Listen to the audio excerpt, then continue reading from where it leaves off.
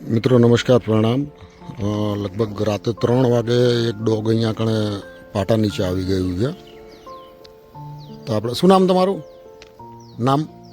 અમૃતભાઈ. હા, અમૃતભાઈ અહીંથી નીકળ્યા હતા ને તો એમની નજર પડી, ડોગ તડપતું હતું એટલે તરત જ એમને આપણો સંપર્ક કર્યો.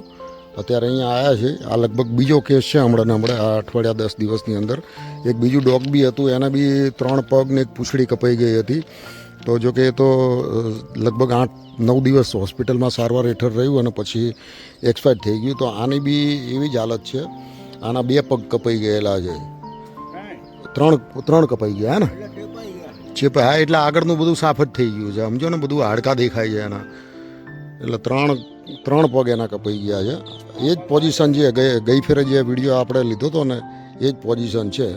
પણ અત્યારે હાલમાં એમના પગ બતાવવા એવા નથી, કારણ કે બહુ હાલત ખરાબ છે પગની. છે ઘૂંટણ સુધી એના હાડકા બધા દેખાઈ રહ્યા છે. ટ્રેનમાં આવી ગયું છે, અહીંયા એનું બ્લડ બી પડેલું છે. તો આપણે એનિમલ સંસ્થા જે લાગતી વળગતી છે એ લોકોને આપણે જાણ કરી દીધી છે, પણ સવારનો ટાઈમ છે એટલે થોડી વાર લાગશે, પણ આવી જશે ખરા ચોક્કસ. તો મિત્રો, આપણે માણસને કંઈ થાય ને તો ખરેખર ટ્રેનમાં આવી જાય કે ગમે ત્યાં કે કંઈ બી એવી એક્સિડન્ટ થાય તો એના માટે તો બધા દોડતા હોય છે. પણ ખરેખર આ અબોલ જીવ માટે તમે થોડો સમય કાઢી અને આ રીતે જે કોઈ સેવાભાવી હોય, જે સેવા કરતા હોય, જોઈ જાઓ તો તમે એમના ઘરે જઈને એમને વાત કરો અથવા એમને ફોન કરો. કદાચ એ આગા પાછા હોય તો બીજી કોઈ સંસ્થાને કાં તો એમની જોડેથી થોડું માર્ગદર્શન લઈ લો, કોઈ એનિમલ હેલ્પવાળાનો સંપર્ક કરો, પણ ગમે તેમ કરીને એની સેવા પૂર્ણ કરો. મિત્રો, પગ ખોઈલા પણ આમાં બતાવાય એવા નથી ભાઈ, કારણ કે હાલત એટલી ખરાબ છે એની. અહીંથી જ તમને દૂરથી જ બતાવું છું. પગ 3 પગ ગયા છે. લગભગ રાત્રે 3 વાગે આ બનાવ બન્યો છે અને આ અઠવાડિયાની અંદર આ બીજો બનાવ છે. આ ગાડી નહીં આવે ત્યાં સુધી આપણે એમની જોડે રહીશું અહીંયા. મિત્રો ત્યાં ડોગ જોડે 2 છોકરાઓને બેસાડીને આવ્યો છું અને તુરંત રેલ પાટેથી અહીંયા રોડ ઉપર આવ્યો છું, કારણ કે ગાડી અહીંયા આવે છે. હવે ગાડી ના આવે ત્યાં સુધી તમારે અહીં રહેવું પડશે, કારણ કે લોકેશન તો નાખેલું છે પણ રેલ પટરીનું છે, એટલે લોકેશનમાં કદાચ પ્રોબ્લેમ થાય તો આપણે અહીંયા હોય તો ફટાફટ એમને લઈ જઈએ આપણે. તો મિત્રો, આ રીતે ક્યાંય બી આપણને કોઈ દેખાય, ક્યાંય કોઈ બી જાનવર જો આ રીતનું દેખાય તો થોડી એની મદદ કરજો, હેલ્પ કરજો. કોઈ સંસ્થાનો કોન્ટેક કરજો, કોઈ સેવાભાવી માણસનો કોન્ટેક કરજો ને એની મદદ કરજો મિત્રો, ચોક્કસથી. તો મિત્રો, મા એનિમલ ફાઉન્ડેશનમાંથી ગાડી આવી ગઈ છે અને બહુ ફાસ્ટ સર્વિસ છે એમની, તો સારામાં સારું કહેવાય. સીધી અંદર 2 બ્લોક વચ્ચે ઘાલ દો.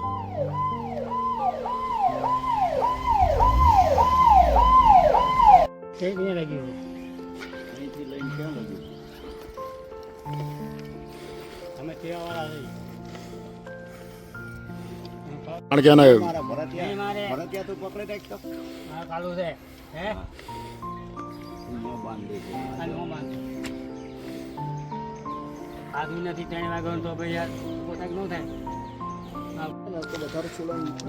હા, જૂની હોય ને એકદમ જૂની ચાદર હોય ને તોય ચાલશે અને કોથળો હોય તોય ચાલશે બેન. બસ એમને યુઝ કરવાની વસ્તુ આપી દીધી છો બેન. ધન્યવાદ આપનો બેન. હા,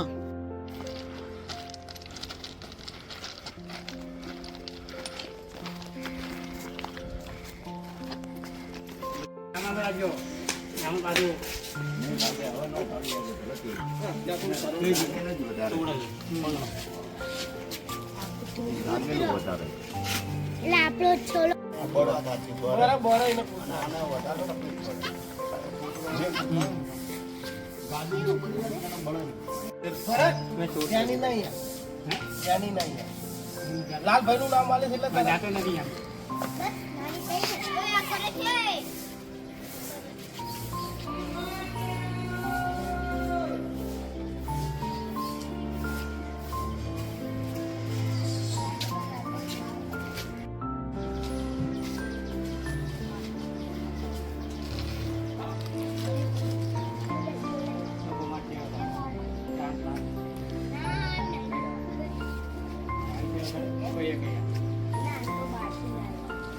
હમણાં 10 દિવસ પહેલાં એક બીજું લીધું હતું, એના 3 પગ ને એક પૂંછડી.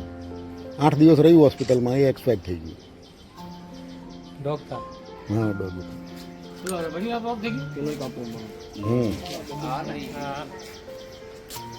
લાવો ને કોથળો મંગાવી લો ને.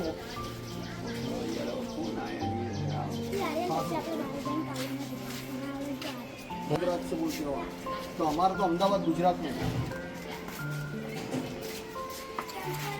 अहमदाबाद गुजरात कर दो भाई.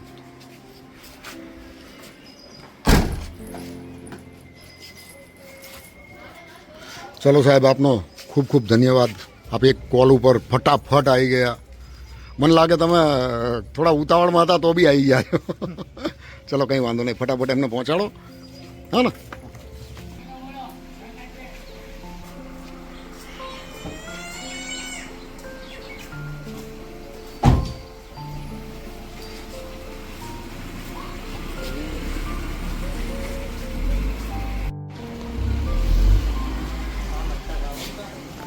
नहीं यार, इनका कौन होता है यार, कोई नहीं होता है.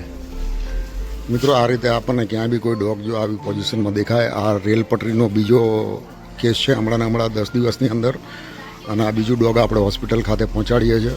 તો મિત્રો, આ વિડીયોને એટલો લાઈક ને એટલો શેર કરજો, જેથી કરીને કોઈ પણ વિડીયો જોવે એટલે એમનામાં થોડી દયા ભાવના આવે, અને આ રીતે જે અબોલ જીવ ક્યાંય તડપતું હોય એની મદદ એને મળી રહે. મિત્રો, જય માતાજી, જય દ્વારિકાધીશ.